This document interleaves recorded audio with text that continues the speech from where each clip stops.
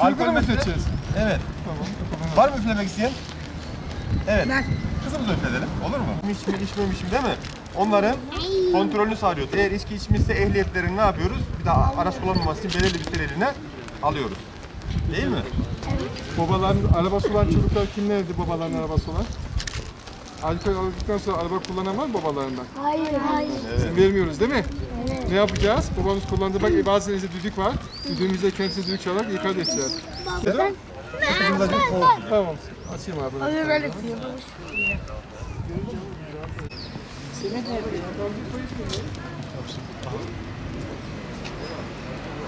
Evet. Oldu. Buradan sayılar artıyor. Buradan yolun kaç metre olduğunu görüyoruz. Bu da aynı. Şimdi üfledikten sonra sonucu aldıktan sonra bakın burada küçük bir tane yazıcımız var bizim. Bu birbirlerini görüyorlar. Bunda aldığımız sonucu otomatik olarak bu kendisi yazdırıyor. Şu an ben sizi çok görüyorum. Hanginizi seçemiyorum bak. Abi ben de. Gel sana da vereyim. Tamam vereceğim sana da. Gel. Al. Nasıl? Yok, Tamam mı? İşte son Nasıl? verelim. Çevreyi görebiliyor musun?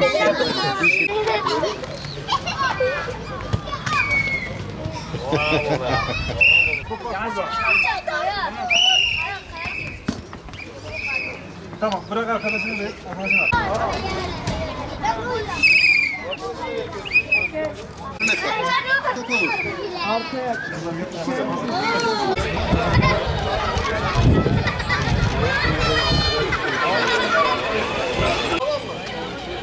Geri gel. Şuradan da yaya olsun bir yaya geçelim. Öğrenciler de alacağım. Hadi bakalım. Evet, yaya geçidinde duruyoruz. Yayalarımız yürüyor. Yavaş, tamam. Tamam, aracın önüne girelim şöyle. Tamam. Öncelik hayatın, öncelik yayanın.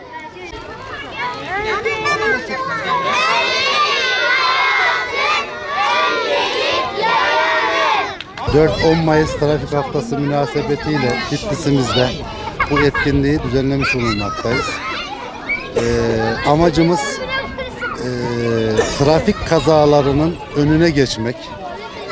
Bu yıl özellikle yaya öncelikli trafiği işlemek maksadıyla bu etkinliği biraz daha yaya öncelikli trafiğimizi ön plana çıkartıp öncelik hayatın, öncelik trafik, öncelik yayanın sloganıyla hareket edeceğiz.